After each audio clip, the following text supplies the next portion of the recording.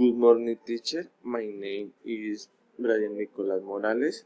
I am 23 years old. I am from Colombia. I live in Pitalito, Huila. I work as a logistic operator in the Recuerdos de mi Tierra Huilense factory. My hobby is to listen to music. I live with my parents. I study industrial engineer. My favorite television series is Investigation Discovery, and my favorite sport is soccer. Presentation of my family. My family is Colombian. I live with my parents. My father is 52 years old. He is tall, he is fat, his hair is brown. His skin color is brown.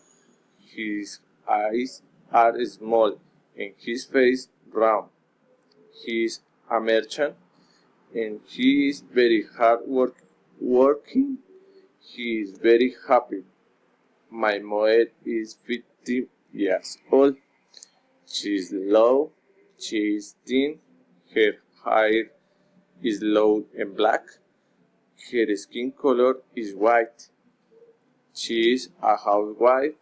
She is very organized and she is kind and affectionate.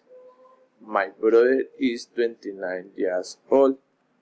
He is tall, he is fat, his hair is short and brown.